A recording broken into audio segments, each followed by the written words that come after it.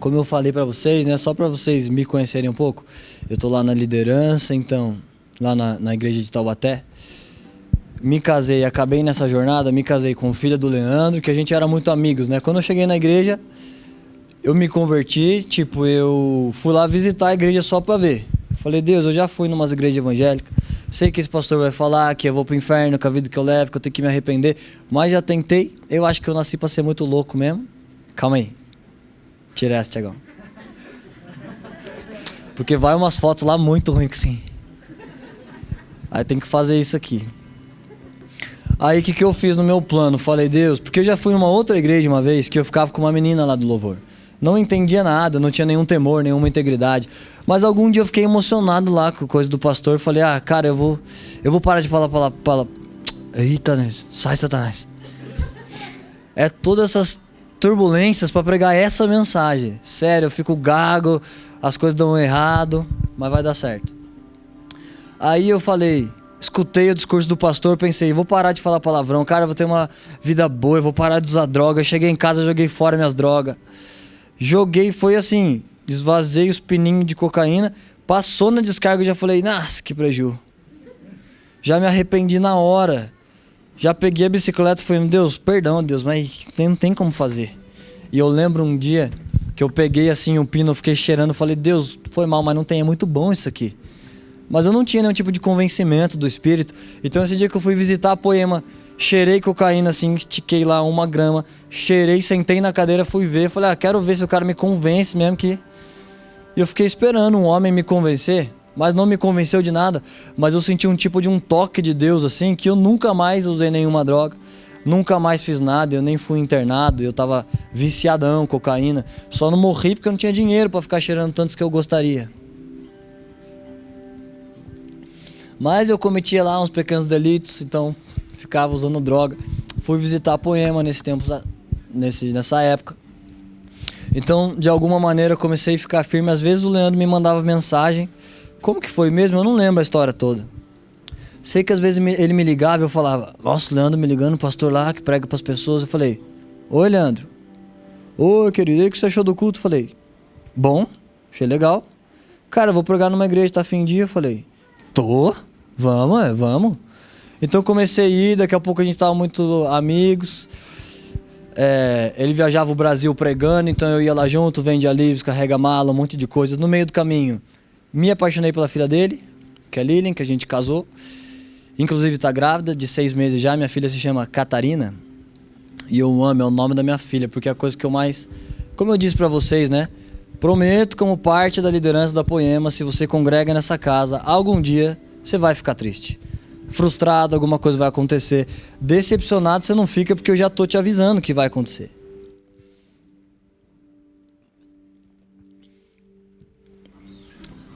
Mas uma coisa que eu faço, tenho orgulho de fazer parte desse time, uma coisa que a gente defende, que a gente busca. Não tem reuniões com estratégia de homens, a gente tá lá falando, orando, buscando uma palavra, uma coisa de Deus. E a Lilian queria esse nome, ela falou, eu quero Catarina. Eu falei, não sei não, Lilian. Aí eu digitei no Google, Catarina, significava pura. Eu falei, nossa, então eu quero. Porque essa pureza, tem coisas, como isso da oferta, a Bíblia diz, eu não estou dizendo que um pecado é maior que outro, mas só olha a ênfase que a Bíblia dá. Esses homens, filhos de Eli, faziam sexo com as mulheres no templo. E a Bíblia diz, o pecado deles era muito grande, porque desprezavam a oferta de Deus. Ela nem diz assim, porque eles faziam. Mas ela escolhe dar ênfase porque desprezavam a oferta de Deus. Então a oferta, a palavra, a adoração, são momentos santos que a igreja se reúne. E tem um jeito que você está muito acostumado, você está lá há anos, que fica tudo normal. Então você perde uma pureza. Que alguém diz, abre a Bíblia em João 3,16, você fala, Deus amou o mundo, eu já sei. Então não é aquela pureza dos primeiros dias. Então minha filha é tipo uma marca do que eu quero para minha vida com Deus. Pura. Eu quero defender essa pureza. Minhas ofertas não estão manchadas.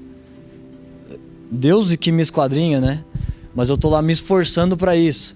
Minhas ofertas estão lá sempre para honrar a Deus. Nunca para fazer parte de um sistema. Não quero sentar no culto e cantar para preencher o refrão, porque domingo é dia de crente, então vamos lá, canta. Você não tá falando para Deus, Senhor, eu te amo. Você não tá falando de todo o coração. Você tá só falando porque você é crente, você canta. Então essas coisas por nós têm que ser defendidas, protegidas, a pureza da vida com Deus. Um momento de adoração, a Bíblia chama erguer as mãos de um sacrifício espiritual. É simples, né? Você só faz isso, mas é um princípio da doutrina de Deus que é um sacrifício espiritual. A Gabi falou, você tá muito cansado, quer que eu pegue um Red Bull? Eu falei, Gabi, não precisa. Não, a Evelise falou assim, quer café, Evelise? Tem? Não tem, mas a gente faz. Não precisa se incomodar. Não precisa, não, a gente faz. Você quer com açúcar? Sem, Evelise, não precisa, sem açúcar, pode ser. Aí ela até deu risada. Eu não quero incomodar, mas eu reconheço, a Bíblia chama hospitalidade de um sacrifício espiritual. Então às vezes nem é pela pessoa que você está recebendo, mas Deus recebe como um sacrifício espiritual. Quando você está sendo um hospitaleiro, recebendo as pessoas, valorizando elas, quando você levanta as mãos, isso é um sacrifício espiritual. Você está se apresentando diante de Deus, Senhor, eu quero ir mais alto, eu estou rendido. Seu corpo está dizendo, Senhor, eu dependo, eu preciso do Senhor. Então essas doutrinas, esses fundamentos, nós precisamos de pureza para proteger isso. Não é palestra de homens, não é... Apesar de que isso parece natural. Hebreus diz, num primeiro plano, o dinheiro é recebido por homens, mas em um segundo é Deus em quem recebe. Então homens vão contar, eles vão falar, arrecadou tanto. Mas é Deus quem está recebendo. Porque nós somos a igreja, não somos um clube. É a igreja que tem poder com Deus. A igreja tem reputação com Deus, ela afeta o mundo espiritual. A quantidade de dinheiro não, um empresário pode aqui entrar por 1 milhão, Deus não fica chocado. Mas se uma viúva fala, Senhor, Senhor é tudo que eu tenho, eu não dependo desse dinheiro, eu te dou tudo. Isso choca a Deus. Então essa pureza da igreja, esse legado da igreja, enquanto patrimônio do mundo. Esses dias eu sentei com um amigo meu e ele ficou falando assim, né? Muitos anos que eu não via ele. Aí ele, cara, você trabalha com o quê? Onde que você mora? Aquele carro ali é seu? Que ele tava tentando medir para ver se eu dei certo na vida. E o que ele faz para ver se funcionou? Se eu moro numa casa muito boa, se meu carro é muito bom, se eu tenho dinheiro. Mas não é o patrimônio da igreja. Não é essas medidas que a gente usa. Eu não gastei 10 anos para ter dinheiro. Não gastei para ter um bom carro. Gastei 10 anos para ter reputação com Deus. Integridade com Deus, santidade, Deus recebe meu coração, minha esperança não está nessa terra, meus olhos não estão aqui, mas eu fico às vezes tentado. Lembra do sacerdote Asaf, Salmo 73 ou 71? Ele está indo para o Santo dos Santos, o lugar onde a igreja é convidada de viver, o lugar onde está a presença de Deus. Eu falei dessas coisas do ambiente que dão errado, né? Quando eu quero pregar essa mensagem, porque é uma mensagem meio complicada, tem muitos textos. Tem uns entendimentos que nós precisamos ter para entender isso. E daí, como o espiritual é meio profundo, o natural se complica também. Só para testificar que é essa mensagem. E sempre acontece, eu já acostumei. Se parecer loucura para você, qualquer dia que você entende é maluquice, mas é real mesmo. Última vez que eu fui pregar essa mensagem, mesma coisa, um monte de coisa errada. A gente chega atrasado, estoura o microfone. O microfone não funcionava, eu fiquei falando naquele ali. Em um que ficava no pedestal, né? Aí me trouxeram o microfone, aí não funcionava. Então eu percebo, isso é só um sinalzinho, um testificar de que essa bagunça está apontando para uma bagunça espiritual que é boa, que eu vou explicar melhor daqui a pouco. Agora, parte dessa dificuldade da mensagem é porque é um pouco difícil, mas a gente vai chegar lá. Tem vezes que a palavra é acessível a todos e tem vezes que ela está mais alta do que você entende, porque a igreja tem que esticar, criar músculos. E mais fundo no entendimento com Deus. Então, o Antigo Testamento, a Bíblia diz, é uma sombra do Novo. Tem uns revolucionários que eles querem cortar a Bíblia. Não, só importa o Novo. E na verdade são todas letras santas inspiradas por Deus, que homens escreveram e elas estão lá por um motivo. Elas são apontamentos proféticos, elas apontam para o que haveria milênios mais tarde. Então você lembra no Antigo Testamento a presença de Deus não era um Espírito Santo que se manifesta no nosso meio. A presença estava representada numa arca da aliança que ficava nesse lugar chamado Santo dos Santos. Então a igreja do Antigo Testamento era dividida dessa maneira. Átrio, que era uma parte que todas as pessoas podem entrar e lá não tem a presença de Deus. Um lugar mais fundo na igreja, pensa aqui, uma outra sala. Tinha o átrio, então tinha um véu. E depois do véu, um outro nível. Um primeiro nível, átrio, que tinha uma bacia de bronze, aonde as pessoas levavam animais e faziam ofertas para Deus. Então olha os sinais da Bíblia. Bronze. Bronze é legal, tem algum valor, mas vale menos que ouro. É um nível menor do que ouro. E nesse átrio tinha uma bacia de bronze. Mas mais um nível você andava, você passava um véu. Isso é um nível. Você estava no santo lugar. E mais um véu você passava, você estava no Santo dos Santos. Ali não tinha bacia de bronze, ali tinha arca de ouro. E nesse lugar estava a presença de Deus. Então, aquela arca da aliança representa um lugar profundo aonde está a presença de Deus. E muitas verdades do Antigo Testamento, elas estão lá profetizando milênios que viriam depois.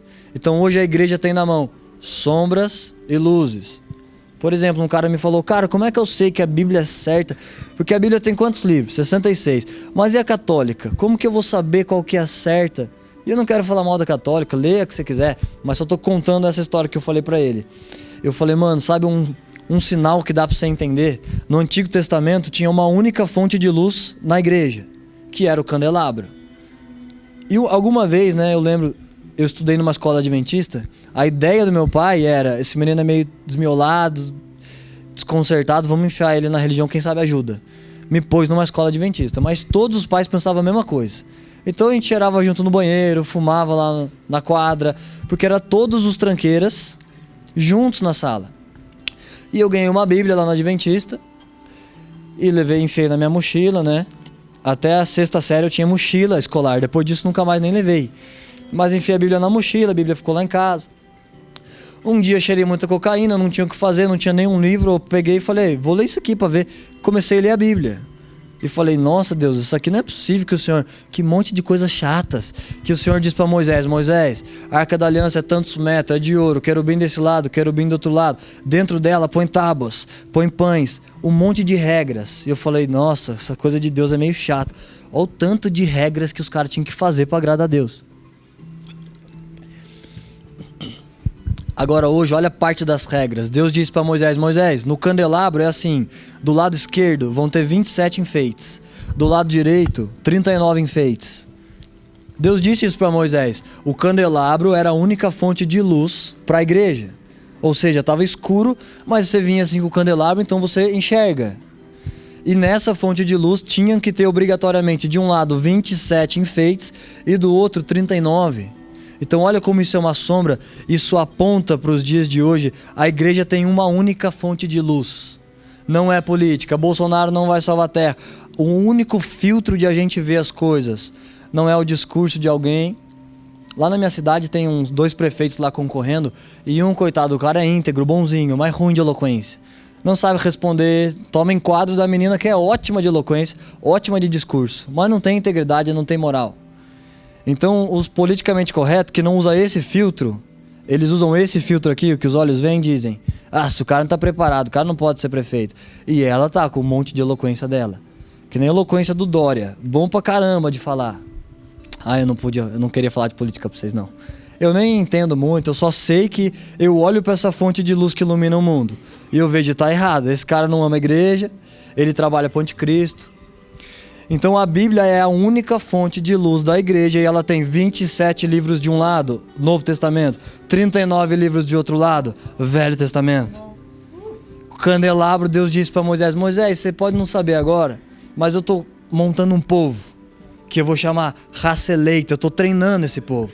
São sacerdotes. E eles vão se mover numa escritura santa chamada Bíblia. E ela vai ter 27 e 39, então o candelabro está representando ela. É uma sombra, pode não fazer sentido pra você, mas só obedece. Põe 27 assim e 39 do outro, só aceita. Tem um amiguinho meu, 7 anos, ele falou assim: cara, Nintendo é melhor do que a... Como que é quem fabrica o PlayStation mesmo? Sony, um menino superdotado, filho de uns pastores lá, completamente superdotado. Um dia eu falei assim: você gosta de Nintendo? Ah, cara, eu gostava, mas daí teve o Olaf, que é o dono, que é um dos sócios proprietários, que brigou lá dentro. E ele me contou toda a história. Eu falei assim: nossa, como você... Ele sabe tudo de todos os filmes. Eu falei: Enzo, o que você achou daquele filme lá do DiCaprio? Cara, eu gostei da fotografia, mas os diálogos são fracos, hein? são ruins, cara, não tem complexidade. Eles falam, vou sair, e sai andando. O menino tem 7, 8 anos. Aí ele tava lá querendo me provar que a Nintendo era melhor. Eu falei, Enzo, mas não é ele. É melhor, Gô. Só aceita, cara, só aceita. Então, tipo, ele fundou essa filosofia, aí o Enzo. A gente foi num restaurante, né, ele ficou quase chorando que não tinha garizol. Eu falei, Enzo, toma Sprite, não quero, não gosto. Enzo, só aceita. Não é isso que você fala? Só aceita ele. Tipo, muito espertinho. Então pensa, se Moisés fala, Senhor, sério mesmo? 27 adornos, mas que esse monte de coisa. Só aceita, Moisés. Você não sabe, mas está profetizando a palavra de Deus. Então não cabe 67 livros, é 66. É o candelabro. A igreja não se impressiona com dons de homens, com eloquência. A igreja tem uma única fonte de luz, a palavra de Deus. O que a palavra de Deus diz? O cara tem pouca eloquência, não sabe falar. Mas o que ele pensa de família? Se ele pensa parecido com a Bíblia, então a gente está com ele. Ele defende a igreja, ele é contra o aborto. Ele não sabe falar, mas ele defende o que a palavra de Deus defende. Então é nosso filtro. Se ele não é bonzinho, simpático, fere a ética, aí é uns outros problemas. Mas a ética não é nosso filtro. Conhecimento não é nosso filtro. Nossa única fonte de luz. Palavra de Deus. Então no fim dessa mensagem, para não parecer minha loucura, você vai precisar saber disso. Tem muitos textos lá do Antigo Testamento, eles são proféticos. A Bíblia diz, a soma das escrituras é a verdade de Deus. Então alguém monta uma igreja e escreve, Deus é juiz. Mais ou menos certo, porque Deus é juiz mesmo. Mas a igreja não pode estar calçada em uma verdade, porque essa não é a verdade. A soma das escrituras é a verdade. Há um todo que você tem que compreender. Deus é juízo, mas Deus é fogo, mas Deus é amor, Deus é espírito, Deus é luz. Há um monte de facetas de quem Deus é. Por isso que os nomes hebraicos de Deus tem um monte de nomes. El Shaddai, El Shammah, Jeová Jireh. Cada nome revela um pedaço. E para nós, para a igreja, a Bíblia diz, a glória de Deus esconder seus mistérios.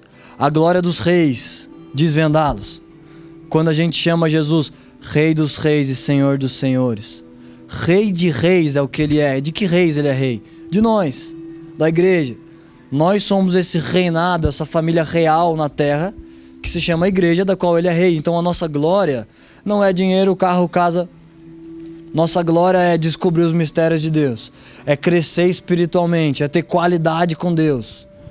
Tomara que a gente tenha quantidade, tenha 1000 pessoas nessa igreja já. Mas mais importante do que 1000 é se as pessoas que estão aqui, se elas vão no Santo dos Santos. Porque se tem 1000 no átrio, se a gente é um grupo de religião, se a gente não está lá na presença de Deus, se a gente não rompe esse nível de raciocínio e não chega lá, é só um código bom moral. E não é suficiente, não é o chamado da igreja. Lembra Nicodemos, ele tinha todo o código moral.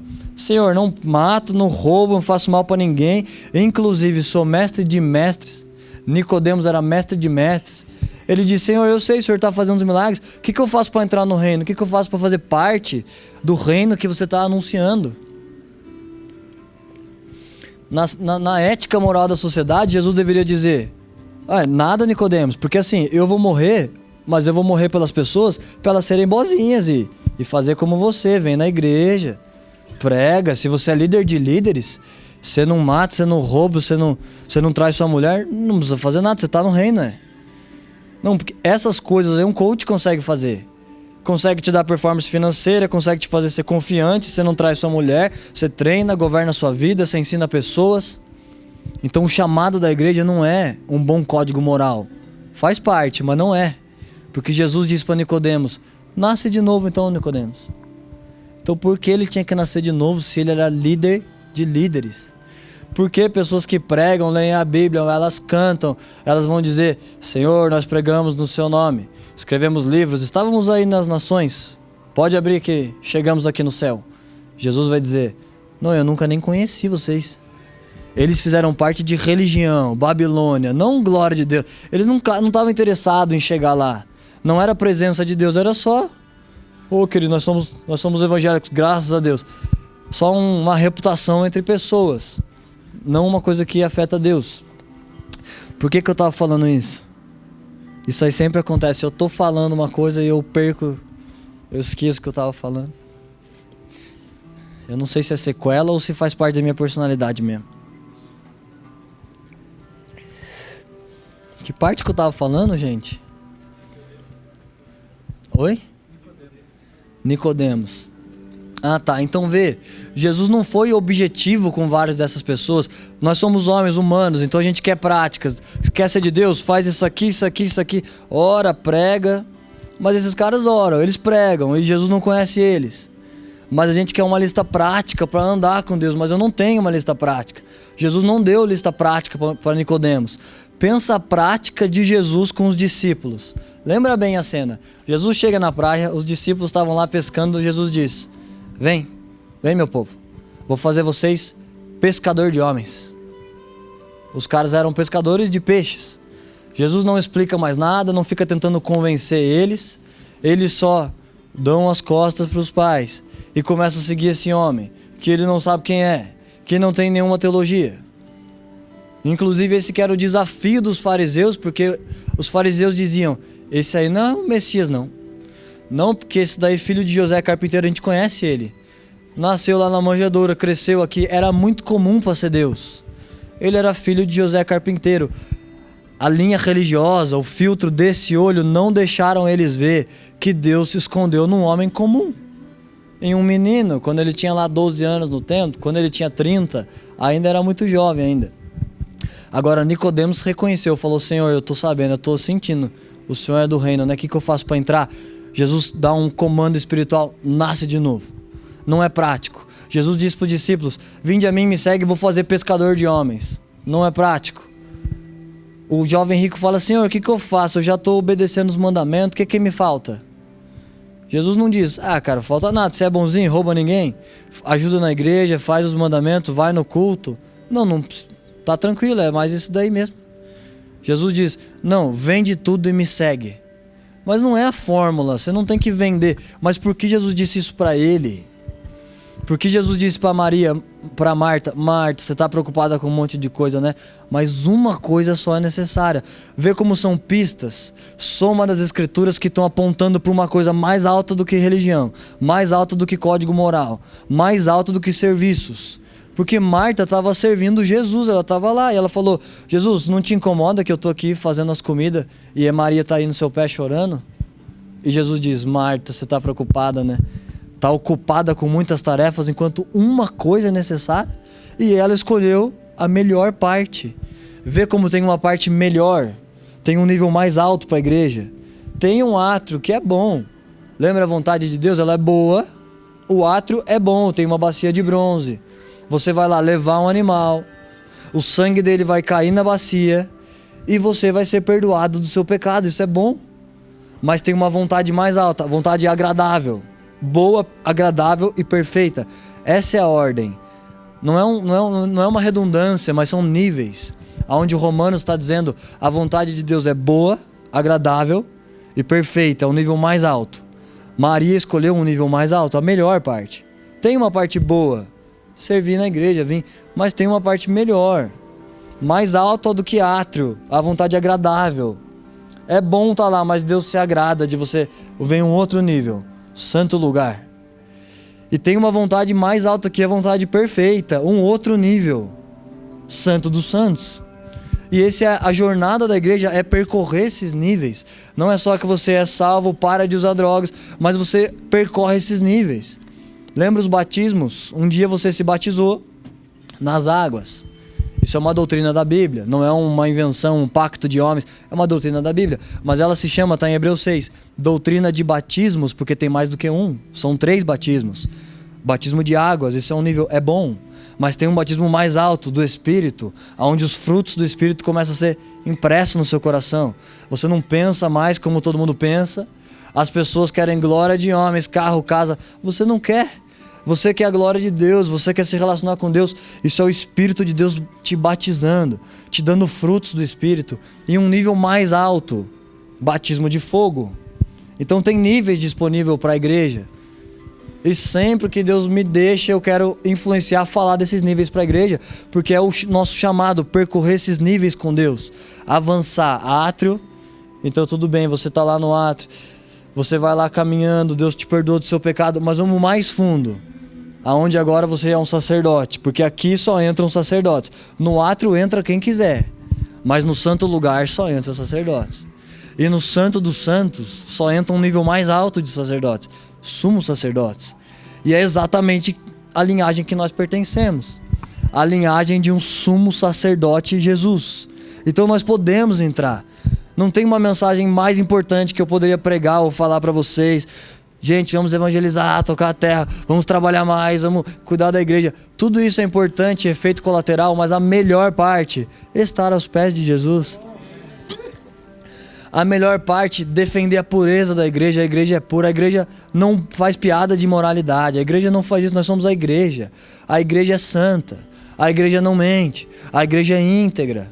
Claro, a gente tem defeitos, pecados, nós estamos sendo aperfeiçoados, mas você vê como é uma pureza que tem que ser defendida. A igreja está cansada, Deus, eu estou muito cansado, hoje não dá para te adorar. Não, você defende a adoração, mas eu te adoro cansado, porque o Senhor é digno. Deus, eu não queria, eu nem estou merecendo, acho que eu nem sou digno, mas o Senhor é digno. Você defende os princípios de Deus. Você defende um ambiente em que Deus é respeitado, Ele não vai ficar na porta. Senhor, se eu preciso ser envergonhado, se eu não posso subir de esboço. Teve uma vez eu estava com um esboço top para subir, maravilhoso. Eu falei, nossa, o povo vai ficar em choque. E eu sentia Deus falando, não sobe de esboço. Eu falei, Deus, não brinca, esse esboço tá animal, entre o meio e fim vai ficar o bicho isso aqui. Mas eu tô querendo que ele entre. E eu, Deus, e se eu subir se não funciona? Eu só tenho versículos, e se não vira muito? Mas eu falo, não, Deus, mas eu quero ter essa coragem. Eu posso ser envergonhado para correr o risco de o Senhor entrar. Se eu posso controlar o culto com a minha habilidade de alguns anos fazendo isso, ou se eu posso ficar vulnerável e dizer, Senhor, nós precisamos do Senhor. Ninguém veio aqui ver homens, ninguém quer essa religião morta. Nós queremos santo dos santos. Uma arca de ouro, um nível mais alto, é o que a igreja nasceu para fazer, o que a igreja nasceu para viver. Será que vai dar tempo de eu pregar essa mensagem? Eu já estava falando outras coisas. Eu nunca imaginei que eu ia pregar uma coisa. Eu via os crentes andando na rua, eu falava, nossa, ridícula essas bíblias debaixo do braço, pouco tosco esses crentes. Um dia eu ia lá numa biqueira da minha cidade, chamava Jardim Santana, eu passava numa avenida grande assim em Tremembé, e tinha uma placa de uma igreja, se chamava... Tô pensando se eu posso falar, eu posso, que vocês são de Curitiba mesmo. Se chamava Yavé Chamar, a igreja, tudo em hebraico, um monte de consoante. Eu passei de bicicleta com meu amigo Odorico, falei, os crentes pouco trouxa, né? Dá nem pra ler, os caras entram lá, dá nem pra entender. Então na outra semana que eu tinha me convertido, eu tava lá varrendo a varanda dessa igreja. E ele passou assim de bicicleta, ó. Olhando pra mim, eu fiquei parado e eu lembrei que eu passei lá semana passada, ou na margem de erro minha aqui do Ibope, pode ser uns 15 dias, 20, quem sabe um mês. Mas foi bem perto assim. E eu meio travei com a vassoura e ele passou meio assim porque ele não sabia, não tinha WhatsApp, essas coisas. Eu nem tinha, era Orkut, eu nem tinha. Então a notícia que eu me converti, ele me viu varrendo a igreja, que eu falei, os caras, pouco idiota. E eu fiquei parado assim, olhando, né, pra ele, falei, tipo, foi o tempo só de ele passar assim de bicicleta. Então eu nunca imaginei que eu ia pregar, segurar a Bíblia, nenhuma dessas coisas. Eu só achei, quando eu queria parar de usar drogas, que eu fui visitar a Poema, que Deus me queria bonzinho, para de usar drogas, tem uma boa vida. Eu falei, tranquilo, Deus. Às vezes eu tentava ser crente sozinho, mas não dava, não. Essa minha namoradinha dava uns DVD pra me evangelizar, né? Mas ela mais desevangelizava do que... Mas um dia eu pus um DVD, era Toque no Altar. Pus aquela marca da promessa altão lá em casa. Eu tenho a marca da promessa que ele... E eu fiquei, Deus, eu tenho, um dia eu vou... Ah, sim, eu com o cigarro na mão, assim. Deus, eu vou me converter, eu vou parar com isso. Eu fiquei de joelho, começou a chover. Eu fiquei de joelho assim, olhando pro cigarro e tava bem naquela parte. Querem entulhar meus poços. E eu falei, nossa, os cigarros querem entulhar meus poços. Nem entendi o que eram os poços, né? Que só esses poços é uma pregação, tipo, os poços, não vou nem falar isso que eu vou ficar meia hora. Mas eu entendi que era uma coisa ruim, os caras querem acabar comigo, destruir meus sonhos, é isso aqui. Eu falei, Deus, agora pra mim não dá mais dessa posição, assim, com o cigarro no dedinho e meio que protegendo aqui por causa da chuva. Falei, Deus, mas um dia eu vou parar, eu não vou mais fumar, o Senhor vai ficar feliz comigo, e eu vou melhorar, eu vou conseguir ser santo e mudar de vida. Amém. Saí. Mas tipo, eu não sabia, pra mim era um acordo que você segue essas regras, não faz isso. Mas aí eu comecei a me envolver. Isso que Jesus falou para Nicodemos. Nasce de novo. Eu não fiz força para parar, só um encontro com Deus. Que não é religião. A igreja não são as pessoas que se chamam evangélicas, católicas, poema. Eu acho que Deus nem lê essas palavras, Deus nem entende isso. O que Deus entende, a igreja são as pessoas que nasceram de novo. Não que são bozinhos que fazem coisas, mas elas nasceram um novo nascimento. Só que esse menino ficou lá me olhando para saber se minha vida deu certo e eu não tenho nada para mostrar. Você queria ver um Volvo? Eu não tenho. Se você está procurando nessas coisas, se minha vida funcionou, você não vai achar. Mas se você olhar com esse filtro da palavra de Deus, se você quiser um testificar do Espírito, os meus olhos estão perseguindo um prêmio mais alto que essa terra. Mais alto que tudo que ela pode dar. E eu oro pela igreja, que vocês tenham provisão de Deus, dinheiro, bons cargos nas empresas. Dinheiro não traz felicidade, mas pobreza traz tristeza. Você não pode ir em restaurante, você não paga suas contas direito. Então tomara que a gente tenha dinheiro, mas é pouco. Tudo que a terra pode dar ainda é pouco. Olha a promessa de Deus para a igreja. Olha o que Deus prometeu. Eu vou vir reger a terra. Vou governar, e tudo isso que você vê fora do lugar, prostituição. As meninas de 15 anos, decote aqui, rebola no funk, um mata o outro, rouba, mente, inventa coisa, traição, destrói casamento. Vai acabar tudo. Deus vai pôr a terra em ordem, mas não vai fazer sozinho. Ele diz, comigo vão reger os mais que vencedores, a igreja. Então olha esse prêmio da igreja, isso aqui é uma influência mais alta do que se sentar em tronos com Cristo e reger a terra.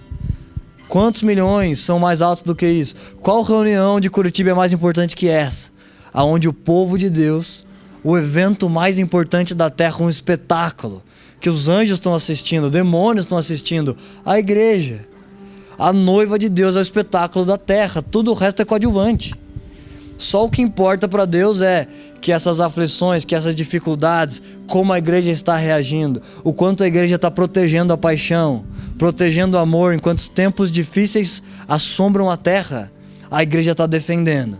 E o povo de Deus anda lá nesses níveis. Átrio, santo lugar, santo do santo, crescendo em níveis, como a Bíblia diz, de glória em glória. A luz do justo brilha mais e mais. A vida da igreja é de fé em fé. Deus está olhando para a terra e vendo a noiva dele. Quando ele entender, a noiva está pronta. Ela está madura. Quando ele entender que a gente tem profundidade, paixão, temor, zelo, devoção. Quando ele entende isso, ele volta. Sabe que é isso que está segurando a vinda de Cristo? A Bíblia diz, os céus estão retendo Jesus até a restauração das coisas. Então precisa ser restaurado na igreja. Paixão, amor, entendimento, devoção, respeito por quem Deus é. Espaço para que o Espírito de Deus possa entrar. Não que homem diga, não Senhor, são 10 da noite. Acende a luz, acaba com isso. Deus precisa estar num lugar restaurado. Porque o que significa? Ele não vai reger a terra com gente imatura. Não vai reger a terra com crianças. Lembra esse texto que a gente falou? Deus amou o mundo que deu seu filho. A palavra filho significa filho maduro. Deus não deu uma criança para morrer, Deus deu um filho maduro. Mas no início, quando você se converte, a Bíblia diz, todo aquele que creu foi-lhe dado o poder de ser feito filho de Deus. Essa palavra filho significa filho criança. João 1,12, você recebeu um poder, nasceu de novo, virou filho. Que filho? Filho imaturo, você acabou de nascer de novo. Então você percorre uma jornada até se tornar um filho maduro. E quando Deus olhar para a igreja e dizer, está restaurada a maturidade, eles estão prontos agora para se assentar em tronos e regir a terra comigo. Então nós vamos dizer, para a prostituição. Porque Apocalipse diz, nesse dia as nações os obedecerão.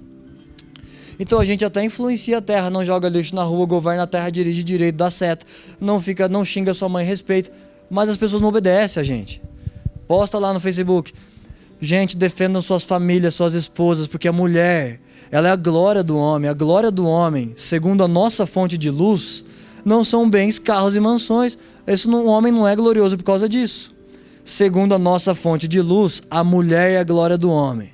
Se a mulher está feliz, bem, submissa, se ela ama o marido, se ela diz, esse é homem de Deus, então ele tem glória. É assim que Deus mede um homem. Se a noiva dele, porque olha, a igreja é a noiva de Deus. E a esposa de um homem é a noiva desse homem. Deus está amando a igreja, é o que ele espera dos homens. Que como ele amou e se entregou pela igreja, os maridos façam isso.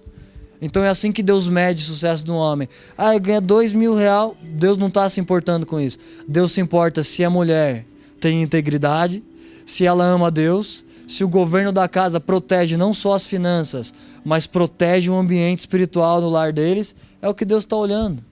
Se esse homem é fiel com Deus, se ele é leal em dízimos, na devoção, em oferta, se ele tem sacrifícios espirituais com Deus. Porque toda essa glória humana que a gente pode alcançar vai sumir. Então a gente tenta lá, influencia pessoas, legal, mas as pessoas não obedecem. Diz lá para as pessoas na sua empresa, cara, não fica trabalhando 15 horas. Sua glória não é ganhar 10 mil. Sua glória é sua mulher te amar. É sua mulher te respeitar. Ela querer estar com você. Ela estar feliz, radiante. Eles não obedecem. Mas Apocalipse diz, nesse dia as nações os obedecerão. A glória que Cristo tem vai ser dada à igreja. Cristo está nesse lugar de maturidade. Então a igreja está crescendo. E quando tudo é restaurado, a igreja é como Cristo. Lembra? Guarda esse texto. Esse texto, uma vez o Mark falou, eu falei, Mark... O Mark lê a Bíblia assim, estuda ela há uns 30 anos.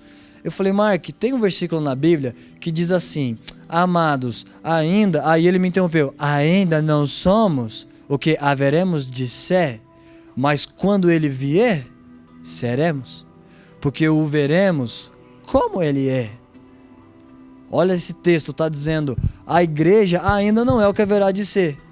Te parece, né? Eu sou só um menininho. Mas é que eu não sou o que eu vou haver de ser. Nossa, ficou tudo errado essa conjugação, né? Tomara que não pegue muito mal pros curitibanos. Mas a igreja não é o que ela vai ser, mas quando ele vier, 1 João 3,2. Amados, ainda não somos o que haveremos de ser, mas quando ele vier, seremos. Porque o veremos plenamente. Então você vê Jesus em partículas, você vê nos ministros, você vê na sua vida, você vê no seu quarto, mas quando ele vier, quanto mais você vê, mais você se parece. Mas quando ele vier, você vai ver plenamente. Então instantaneamente, você se torna como ele é. E vocês vão, nós, tomara, reger a terra e as nações vão obedecer. Então nós vamos dizer, gente, para a prostituição. Funk já pode acabar na hora, eu acho. Funk, alguns sertanejos. E eles vão falar, amém. Essa igreja gloriosa, Jesus levantou, a gente zoava esses crentes, mas olha eles agora. Eles são corpos gloriosos restaurando a terra. Agora eu boto fé. Essa é a promessa para a igreja, nós vamos receber corpos gloriosos. Nosso espírito está salvo. Você creu? Você não vai para o inferno. Sua alma está sendo salva todos os dias que você escolhe não pecar, que você escolhe resistir tentação. Vem uma dificuldade, um pecado, uma aflição, uma briga. Você escolhe ultrapassar essa coisa. Isso vem, é um obstáculo que é uma oportunidade de você ultrapassar, para que você alcance essa maturidade de Deus. Então umas coisas dão errado, o microfone para. Essas coisas dão errado porque na nossa vida um monte de coisas vão dando errado. A igreja pode não ser como você queria, sua vida pode não estar como você queria, não pode tanto de dinheiro que você gostaria. Mas esses obstáculos servem para você subir em cima deles. E essas dificuldades estão talhando em você a maturidade de Cristo. Porque essas pessoas que se chamam mais que vencedores, eles venceram o quê? O que eles venceram? Coisas. Nós precisamos ter coisas que a gente vence. Sabe, esse humanismo que entra na igreja, que no fim da mensagem você está mais sábio, mais rico, mais tudo, mas você não ama Jesus. Jesus nem foi falado. A gente só leu Provérbios para você ser mais sábio. Eu sou sabedoria. Eis que trago na minha mão esquerda riquezas e honra, na minha direita glórias e prestígio. A gente prega para que homens se tornem poderosos. Esse humanismo, os mais que vencedores venceram. Eles passaram sobre, eles disseram não queremos. Nós não amamos a própria vida, o evangelho não é o meio para o nosso sucesso. Tomara que Jesus te dê dinheiro e provisão, mas ele não morreu na cruz para isso. Ele não é um meio para que você fique sábio, se vista bem, esteja na moda, ganhe dinheiro, seja próspero, dê palestras. Jesus não é um meio para que isso aconteça. Então a gente vence essas mensagens. Hipergraça, a gente vence. Está errado. Não é a santa doutrina. Vamos vencendo, isso vai nos fazendo mais que vencedores. Então quando ele vê essa maturidade, a gente se assenta em tronos. Rege a terra junto com ele. e não tem uma promessa, não tem um chamado mais alto, não tem um bilionário que tem um monte de franquia, que é um evento mais importante do que esse nosso pequeno evento, porque essa igreja, esse é o povo que vai reger a terra, que todas as coisas vão estar sujeitas ao domínio. Então a nossa alma está sendo salva e a gente vai ultrapassando todos os dias, não a pornografia. Você vê um homem de Deus caindo e você fala, cara, não tem jeito não. Se esse líder fez isso, tem jeito, porque o nosso exemplo é Jesus. Homens não têm glória na igreja de Jesus. Jesus é o edificador da igreja. A igreja não cresce porque homens são geniais e visionários, não merecem glória. A igreja cresce porque Jesus está comprometido com o crescimento da igreja. Jesus é visionário, Jesus é genial e ele usa pessoas bagunçadinhas como nós. Então seu espírito está salvo, amém, que bom, graças a Deus você não vai para o inferno. Sua alma está sendo salva diariamente. Então você fala, Jesus, estou cansado, mas eu vou te adorar. Esse contato com Deus vai salvando sua alma, aperfeiçoando seu comportamento. E o seu corpo, a Bíblia diz, será salvo. Quando vai ser salvo? Quando você recebe o corpo glorioso. O que é corpo glorioso? Não somos ainda como haveremos de ser, mas quando ele vier, então seremos. Jesus não tem esse corpinho aqui, ele tem um corpo glorioso. E quando ele vier, nós recebemos também o nosso corpo glorioso. Então vocês sabem esses 3 níveis da salvação. Fomos salvos no Espírito, estamos sendo salvos na alma. E quando se cumpre 1 João 3,2, nós seremos instantaneamente, teremos o nosso corpo redimido. Lembra que Paulo é um apóstolo e ele está dizendo, Senhor, eu não aguento mais, essa minha carne pensa em pecado, essa coisa me tenta. Quem me livrará desse corpo mortal? Quem vai me livrar disso? Jesus vai te livrar. Você fica aguentando nessa terra dificuldades, aflições.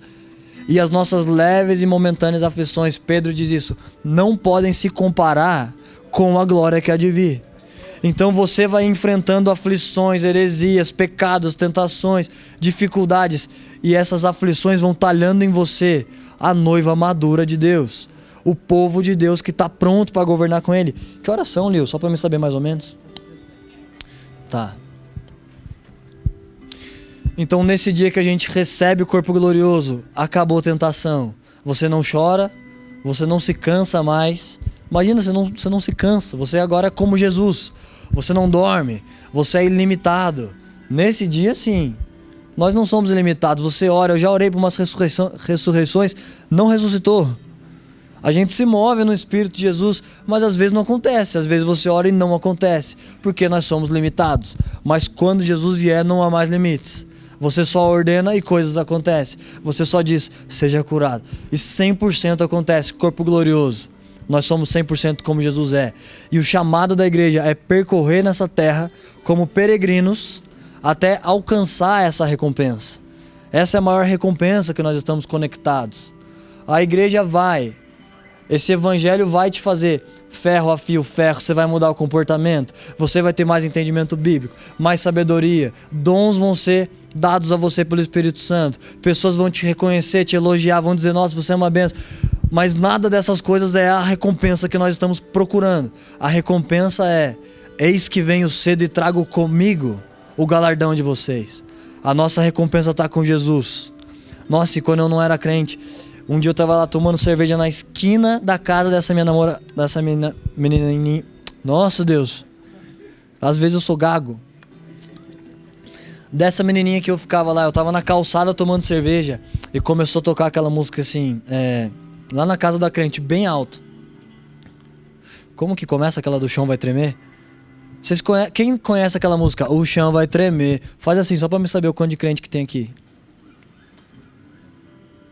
O chão vai tremer. Faz assim, gente, você tá tímido. Bastante crente, miséria. Só alguns que não. É uma música bem crente, evangelicona assim. Mas eu tava tomando cerveja, me arrepiou. E eu sabia lá no íntimo, é verdade isso. Que a música tá dizendo, ele vem coroado de glória. É agora, é agora, é agora. Que o chão vai tremer e o céu vai se abrir. E eu fiquei arrepiado assim, eu nem pensei em parar de tomar cerveja.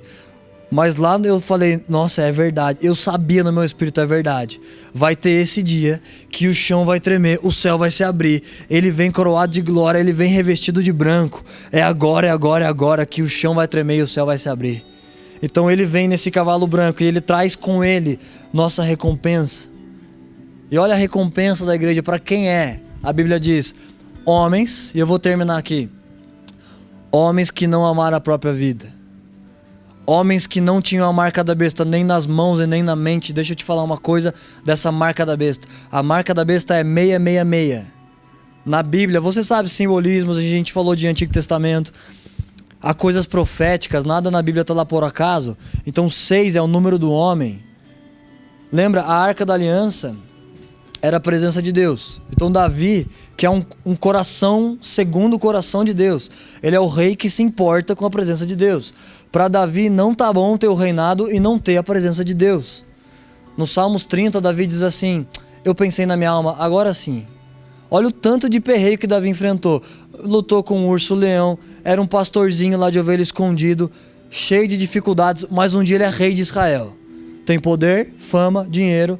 E nesse dia, Salmo 30 diz, eu pensei, agora sim. Agora Deus me fez forte. Então quando ele pensou, quando ele notou os resultados que o ministério dele produziu, a Bíblia diz, o rosto de Deus se desviou. E a alma de Davi ficou desesperada. Olha porque ele é um homem segundo o coração de Deus. Porque a verdade é que tem um monte de pastores e pessoas que não estão nem aí. Eles chegam na igreja acabados, ferrados, sem nada. Se tornam poderosos e reconhecidos. Se Deus não está mais olhando, pouco importa. Desde que eu tenha a aprovação das pessoas, desde que eu sou reconhecido, desde que eu pregue aconteça, eu sou monstro. Desde que isso aconteça, eu sei lá para onde que Deus está olhando. Mas Davi estava nesse lugar, o lugar mais alto que alguém poderia estar na nação. Ele tinha tudo, mas o rosto de Deus se virou e Davi diz, e eu me desesperei na minha alma. Porque não importa se eu tenho tudo, mas se Deus não está olhando, por que eu estou fazendo? Se o rosto de Deus não quer participar da minha vida, se Ele não tem prazer, o que adianta ganhar esse mundo? E tudo que o mundo pode dar. Então Davi é um coração segundo o coração de Deus. Jesus tem uma chave na mão, que ele diz, chave de Davi. Davi foi esse homem que teve reputação com Deus. Deixa eu só saber por que eu estava falando isso. Por que eu comecei a falar de Davi? Essa parte aqui era animal. 666. Então Davi levou a arca da aliança de Deus, que é a presença de Deus. Davi assumiu o reinado. Olha porque ele era um homem segundo o coração de Deus. Saul era rei, reinou 40 anos. Nenhum dia da vida dele ele falou assim, cadê a presença de Deus que não está mais em Israel? A presença de Deus, que era a arca, tinha sido roubada e Saul não está nem aí. Saul ergue palácio, Saul administra o governo. Saul foi um bom rei, estuda lá o que ele fez, foi um bom rei. Mas nenhum dia ele falou, vamos trazer. Ele tinha dons, performance, mas ele não está nem aí para a presença de Deus. Agora Davi assume o reinado. No outro dia ele diz, vamos buscar a presença de Deus.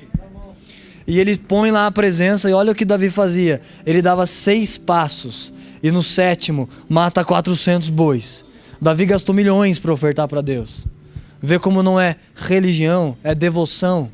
Davi disse, gente, me dá essa terra, eu quero comprar essa terra para ofertar para Deus. Eles disseram, Davi, pode pegar. Não, não quero.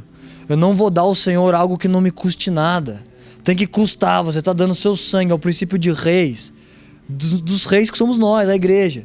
Então Davi dava 6 passos, significando, Senhor, essa é a nossa força, é tudo que a gente pode fazer. E no 7º ele sacrificava dizendo, Senhor, 7 é o Senhor, 7 é o número perfeito. É uma coisa completa, 777 é o número de Deus. 666 do diabo, quer ser como Deus, mas nunca chega. Não vai conseguir, ele tenta e não dá. 6 na Bíblia é a força do homem. Eu dou 6 passos, Senhor, isso é tudo que eu posso fazer. E 7 nós sacrificamos para o Senhor. Então 6 é a força do homem, o braço do homem. Que Deus não aceita, que Deus não recebe. Lembra, a primeira vez que eles foram buscar a Arca da Aliança, a arca vai cair. Isso é um símbolo, uma sombra para os dias de hoje. A presença de Deus vai cair e Uzá tenta ajudar. Ele estica o braço e quando ele toca na arca, ele é consumido de fogo. É outra coisa quando eu não era crente que eu falava, putz, sacanagem. Nossa, falei putz em Curitiba. Será que pega mal aqui? Tem uma cidade que pega muito mal. Não lembro qual que é. O que eu tava falando? Uzá. A presença de Deus foi cair e Uzá foi lá ajudar. E eu falava, caramba, Deus matou o cara, pô. Sua presença, o cara foi ajudar. Mas se você clica na palavra Uzá, o nome significa a força do homem. O que Deus está dizendo, força de homens não podem trazer a presença de Deus. Você não traz. Você pode ir lá, grita, faz cursos de cantar, faz toda a sua performance, estuda neurologia. Neurologia, como que é o nome do negócio? PNL, programação neurolinguística, faz uma pregação de impacto. E essas coisas não traz presença. Deus não fica impressionado com o poder de homens. Põe 50 mil pessoas aqui dentro. Deus não vai falar, nossa, eu vou lá, olha o tamanho do evento dos caras. Deus não se move por isso. Força de homens não segura a presença de Deus. Por isso Deus matou. A força do braço consumido. Então 6, toda vez que você vê na Bíblia 6, você vai ver que está se referindo a uma força do homem. E 666 é um humanismo tão grande que a Bíblia diz sobre a igreja, aqueles que venceram as coisas não têm a marca da besta. Qual é a marca da besta?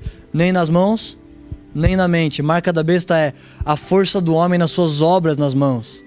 Como Mateus 6 diz, quando você ofertar, não deixe a sua mão direita ver o que a esquerda fez. Não entra na presença de Deus dizendo, Senhor, eu preguei para o Senhor hoje. Ah, se eu toquei, o Senhor deve estar feliz. Senhor, o Senhor sabe como eu tenho sido íntegro. Você não entra com dignidade sua. Você só entra porque sobre nós está esse sangue de Jesus. O sangue do Cordeiro é o que nos põe lá no Santo dos Santos. Então não tem uma coisa que você diz, o Senhor deve estar feliz comigo, né, Deus? Cara, sou um pastor, Deus não está impressionado com títulos, não mexe com o coração dele. Se a gente põe cadeiras de couro, não mexe com a gente, que ia ser top, né? Ia ficar super bonito. Mas Deus não. Deus não resiste a um coração quebrantado. Alguém que entra e diz, lembra que Jesus contou a parábola? 2 homens foram orar. Um disse, Senhor, obrigado que eu sou santo, dou todos os meus dízimos, faço todas as minhas coisas. E um publicano, um pecador, olha para esse cara e diz, Senhor, perdão que eu não sou que nem os caras. Ah, se eu queria ser mais santo, mas ele está quebrantado, dizendo as verdades dele para Deus. E Jesus diz, a oração de quem que Deus recebeu? Desse cara que está lá, Senhor, eu não tenho nada para te dar, eu não tenho glórias, eu não tenho, mas por favor, Senhor, vem aqui, por favor, recebe. Então quem se assenta em tronos é a mão dele, as obras que eles fizeram não tinham a marca do homem, não pregaram para ser conhecido, não ofertaram para demonstrar coisa nenhuma, não foram no GC para serem promovidos, não leram a Bíblia para ficar rico, não tem contaminação, as mãos são puras, o coração está limpo, eles fizeram obras só para glorificar Deus. Na mente deles não tem a marca da besta, não tem número 6.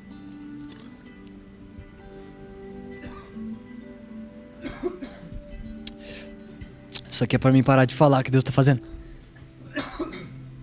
Brincadeira, eu só engasguei mesmo.